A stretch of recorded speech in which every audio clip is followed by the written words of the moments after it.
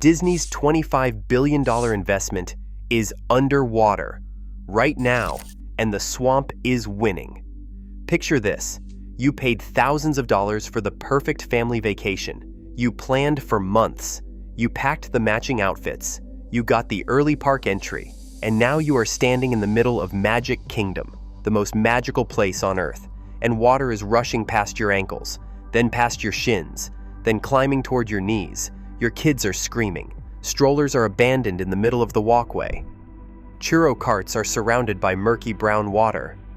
Parents are lifting children onto their shoulders. And cast members, trained to smile no matter what, are wading through the rising flood with that frozen grin still plastered on their faces, pretending this is totally normal. This is not normal. This is Fantasyland turning into a flood zone in real time. This is the most visited theme park on the planet, a place that charges more than $100 per ticket, sitting underwater, while thousands of stunned guests film it on their phones and wonder what is happening. But here is where the story gets truly insane. Disney saw this coming. They have always seen it coming. For over 60 years, Disney has been pouring billions of dollars into one of the most ambitious engineering projects in American history, all to stop exactly this from happening. Beneath your feet right now, there is a hidden empire. Underground tunnels, pipes so wide a car could drive through them. Secret retention ponds the size of several football fields scattered across the property. Hundreds of catch basins. Miles of canals carved through what used to be pure wilderness. An invisible drainage system so massive, so complex, so expensive, that it rivals the infrastructure of entire cities. And the swamp is still breaking through. Because here is the truth. Disney does not put in the brochure. Magic Kingdom was not built on solid ground. It was not built on bedrock. It was not built on anything that was ever supposed to hold a theme park. It was built on a swamp. A sprawling, ancient, waterlogged swamp that existed for thousands of years before Walt Disney ever set foot in Florida. A swamp that was drained, rerouted, buried, and paved over, but never truly defeated. And every time the rain comes down hard enough, the swamp remembers what it was. So after 60 years of engineering, after billions spent on pipes and pumps and hidden ponds, after one of the greatest construction feats in American history, the real question is this: did Disney actually conquer the swamp? Or has the swamp just been waiting patiently under every step you take for the right storm to take it all back? To understand why Disney floods today, you have to go back to 1890. Pull an old Orange County land atlas from the archives. Open it to the stretch of Central Florida that would one day become Walt Disney World. What you find is not a future vacation destination. It is not prime real estate. It is not even buildable land. What you find is a swamp. The atlas divides this region into 6 land classifications: scrub, hammock, marsh, prairie, cypress swamp, and bayou hammock swamp. Those last 2 are the ones that matter, because the future Disney property sits almost entirely within them. Not partially, not mostly, almost entirely. The land that would one day host Cinderella Castle, Space Mountain, and millions of the happiest guests on Earth was, at the turn of the century, some of the wettest, most waterlogged, most unforgiving terrain in the entire state of Florida. Look at the geography. The western edge of the property borders the Reedy Creek Swamp. The eastern edge borders the Bonnet Creek Swamp. To the north sits Bay Lake, and that sounds pleasant until you realize that Bay Lake in 1890 was not really a lake at all. It was a swamp pretending to be something else. Water blending into wetland, blending into more wetland, with no clear beginning and no clear end. The only land on the entire property that could even loosely be called usable was a narrow strip of prairie and savanna running through the center, and even that flooded during parts of the year. Walt Disney knew exactly what he was buying. he was not fooled by a real estate pitch. In his own words, recorded in his famous Epcot planning film, he described the development site as sitting between the Reedy Creek Swamp and the Bonnet Creek Swamp. He even pointed to the swamps as an advantage, natural barriers, free security, a moat that kept the outside world at a distance. Walt understood the geography completely. What Walt perhaps underestimated was the hydrology. Because here is the fundamental problem that would haunt Disney for the next 6 decades. You cannot simply build on swampland. The soil is permanently saturated. The water table sits inches below the surface. Natural drainage channels do not exist. When rain falls on this land, the water has nowhere to go. It pools. It stands for weeks, sometimes months, waiting for somewhere, anywhere, to drain. Disney was not just planning to build a theme park. They were planning to rewrite Florida's geology, to impose human engineering on a hydrological system that had functioned exactly the same way for thousands of years. The question was whether that was even possible. The year is 1966. Disney releases its annual shareholder report. On the surface, it reads like standard corporate language: projections, timelines, land acquisitions, development plans. But buried inside that document is a quiet admission that reveals exactly what Disney is really doing in Florida. They are not just building a theme park. They are forming the Reedy Creek Drainage District, a legal entity with extraordinary government-level powers and one single defining mission: drain the swamp. The United States Geological Survey had already documented what Disney was up against. 2 reports published between 1966 and 1984 describe conditions that would terrify any engineer who read them.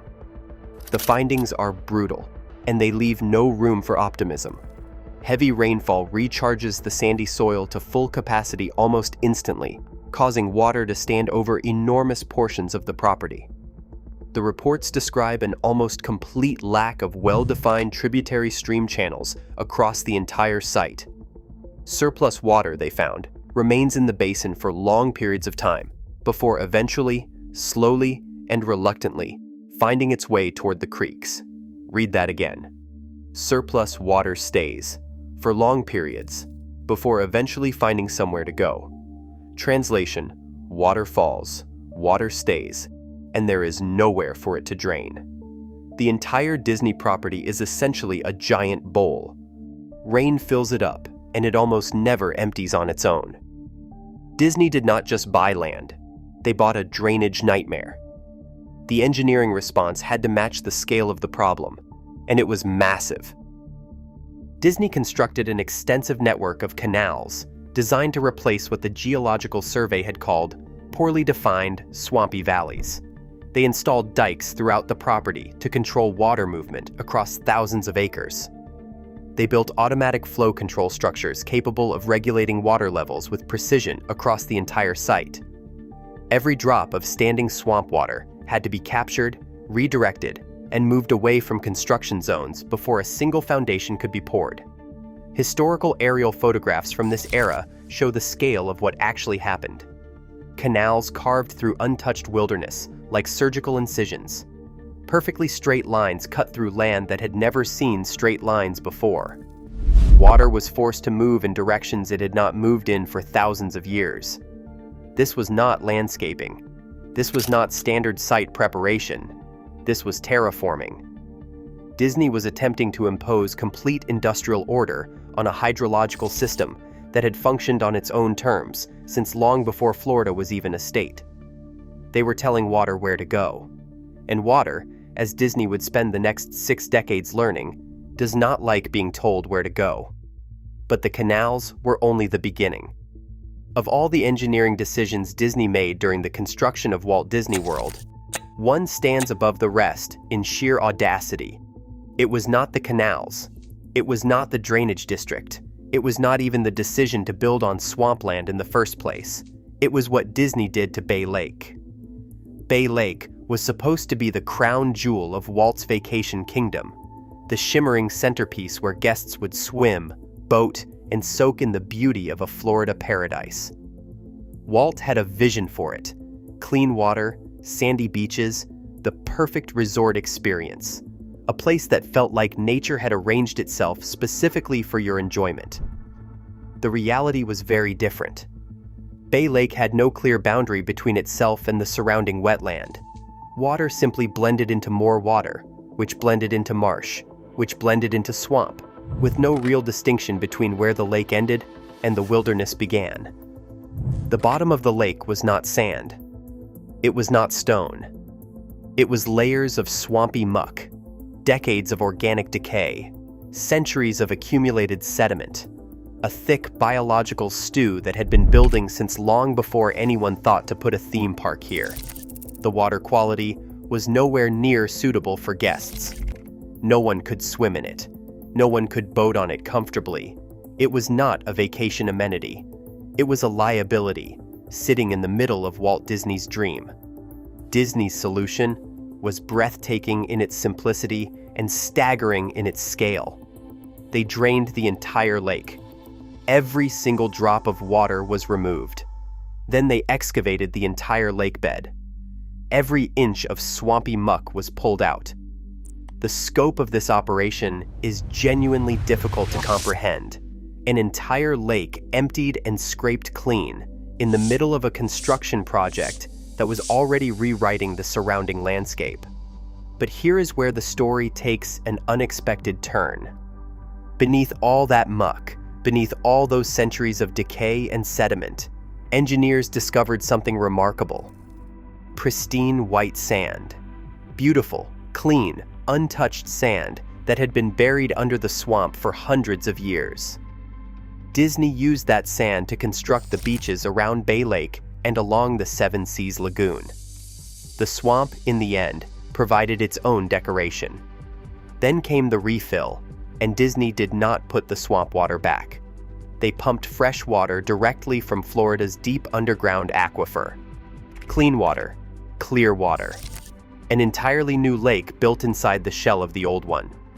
They did not restore Bay Lake. They replaced it completely.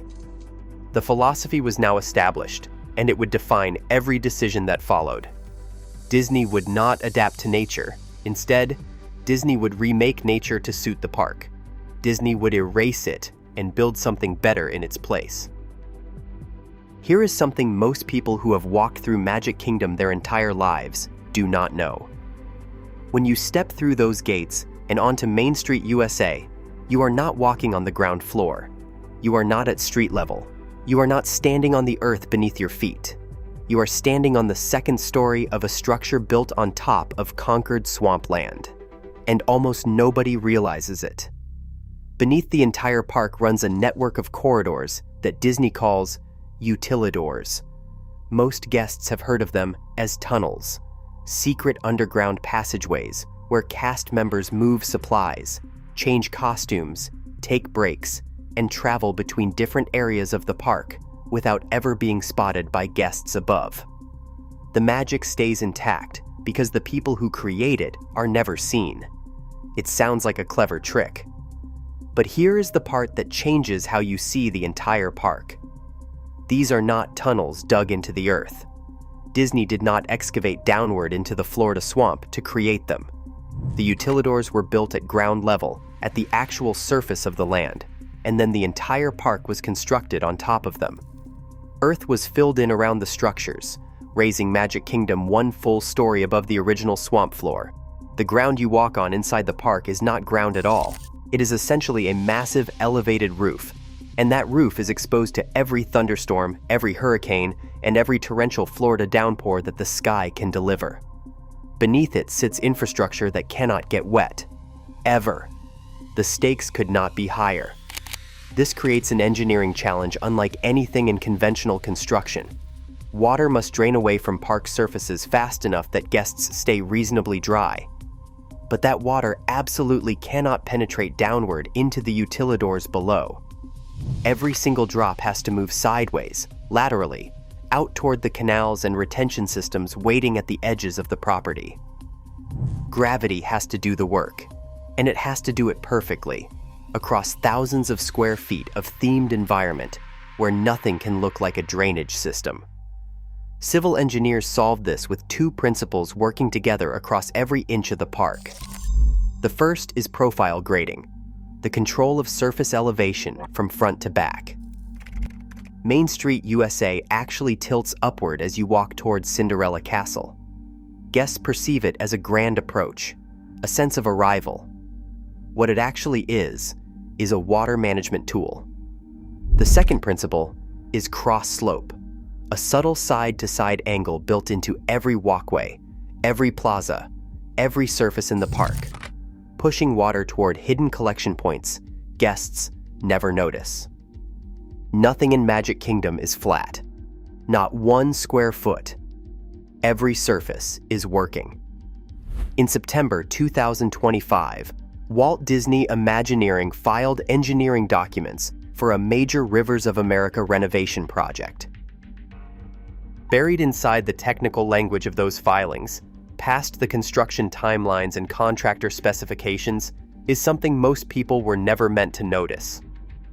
A detailed window into the hidden drainage infrastructure running beneath Magic Kingdom. And once you see the scale of what exists down there, the flooding becomes even harder to explain. Start at the surface. Scattered across the park, invisible to every guest walking above them, are hundreds of catch basins. Surface drains positioned at carefully calculated points throughout the park are designed to pull water off walkways and into the system below. Each one connects to a 10-inch storm drain buried beneath the pavement. That already sounds significant, but the 10-inch pipes are just the entry point. Those pipes feed into 18-inch pipes.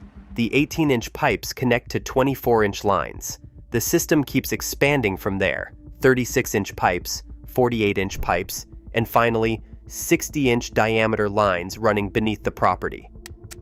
60 inches, 5 feet across. Pipes large enough to move volumes of water that are genuinely difficult to picture. Hundreds of catch basins across Magic Kingdom alone feed into this underground arterial network, all of it invisible, all of it working silently beneath the guests above. But the pipes are only the transport system. The water still needs somewhere to go. Somewhere, there is a network of retention ponds hidden across the Disney property. Not decorative water features, not scenic landscaping choices. Functional infrastructure, engineered specifically to hold massive quantities of stormwater after it travels through the underground pipe network. Animal Kingdom alone contains 8 of these ponds.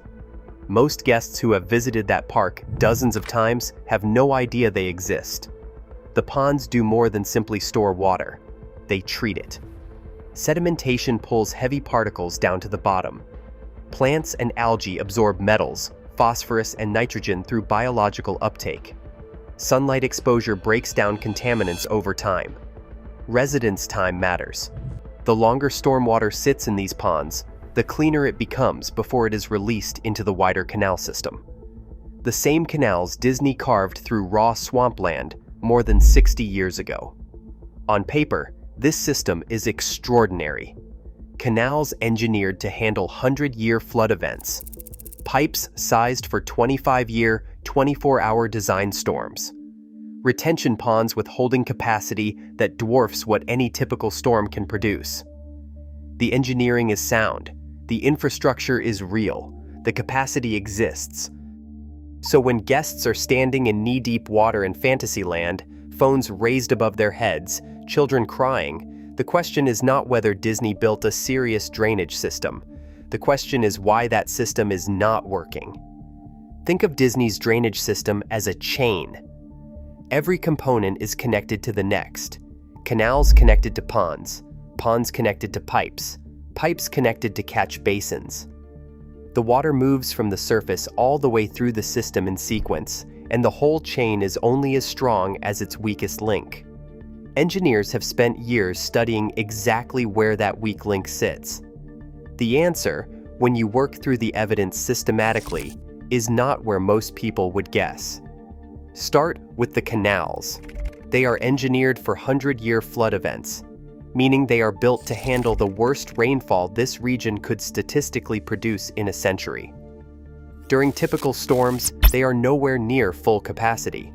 They do not back up. They do not cause flooding inside the parks. The canals are not the problem. Eliminated. Move to the ponds. Enormous holding capacity, functioning exactly as designed, accepting water from the pipe network and processing it before discharge.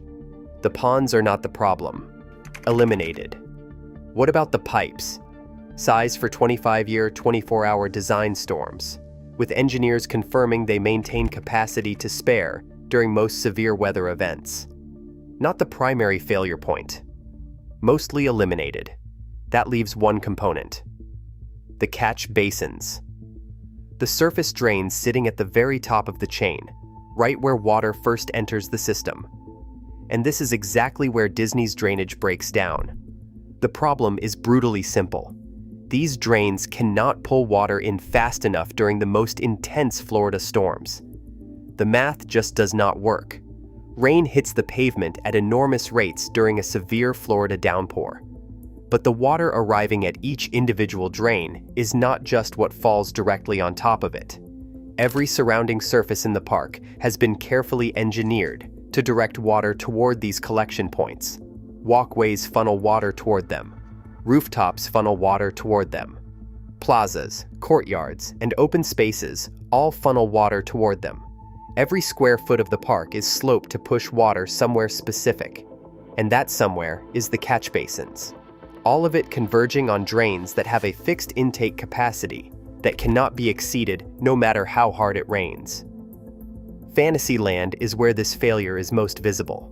The area sits at natural low points throughout the park, creating collection zones that fill faster than any drain can handle during a severe storm. The result is exactly what gets captured on camera and shared around the world. Ankle-deep water, knee-deep water, the flooding that makes headlines. Here is the part that is almost impossible to believe. Disney's underground infrastructure, the pipes, the ponds, the canals, has capacity to spare during these exact moments. The system beneath the surface could handle more water. The bottleneck is not underground. It is right where you are standing. Disney knows the problem exists. That is not in question. The engineers who built this system, the teams who maintain it, the executives who review incident reports after every major storm, they all understand exactly where the failure lives. And they have identified the options available to fix it. The uncomfortable truth is that none of them are simple, and none of them are cheap. The first option is the most straightforward on paper. Add more catch basins. Install additional surface drains in the chronic flood zones, Fantasyland first, then anywhere else the data identifies as a recurring problem. Increase the system's intake capacity right at the surface where the bottleneck exists. It sounds logical, it sounds obvious, but doing it inside an active theme park is an entirely different problem. Construction in guest areas means disruption. It means temporary closures. It means tearing up carefully themed environments to install what is essentially industrial plumbing, then disguising all of it well enough that guests never notice it exists. And it means significant cost for a problem that, from a business perspective, only becomes visible during the worst storms. The second option is even more complex. Regrade the entire park. Adjust the surface slopes throughout Magic Kingdom to redirect water flow toward additional drainage points, into gardens, toward existing waterways, away from the low points where flooding concentrates. But regrading is not a targeted fix. It is a massive, park-wide undertaking that would require extended construction periods affecting guest experience across multiple areas simultaneously. And changing drainage patterns at this scale creates unintended consequences that are genuinely difficult to predict. Fix one low point, and you risk creating another somewhere new. The third option is pump-assisted drainage. Active pumping systems, rather than relying entirely on passive gravity flow. Disney already uses this technology beneath the utilidors where the stakes of flooding are highest. The Muppet Vision 3D Orchestra Pit once ran its own dedicated pump system. The technology is proven, and Disney knows how to implement it. But pump systems at street level are unusual for a reason. They require constant power. They demand regular maintenance. They introduce mechanical failure points into a system that currently operates passively and reliably during normal conditions. Disney has solved harder problems than this. Spaceship Earth at Epcot contains a completely self-contained internal drainage system. Every major new land and attraction requires custom engineering solutions built from scratch. When Disney decides something must be fixed, it gets fixed. But here is the cost-benefit reality that shapes every decision made inside that company. The flooding guests experience happens during severe short-duration storms. Not daily, not even monthly. The events are dramatic when they occur, but they are infrequent. Which raises the question nobody at Disney wants to answer out loud. Is occasional flooding simply the price of building the most magical place on Earth on land that was never meant to hold it? Disney did not defeat the swamp. After 60 years of engineering, after billions of dollars spent on canals and pipes and hidden ponds and elevated parks and underground corridors, after a construction achievement that has no real comparison in the history of theme parks, Disney negotiated a truce. And truces have terms. The terms here are straightforward. During typical storms, Disney wins. The catch basins pull water off the walkways. The pipes move it underground. The retention ponds collect it, treat it, and release it into the canal network. The utilidors stay dry. The magic continues without interruption. Guests walk through Fantasyland without ever knowing that beneath their feet, a system of extraordinary complexity is working every second to keep the swamp from reclaiming what was always its own. On those days, and there are many of them, the engineering is nothing short of remarkable. But during the right storm, at the right intensity, with rain falling faster than any surface drain was ever built to capture, the swamp gets its moment.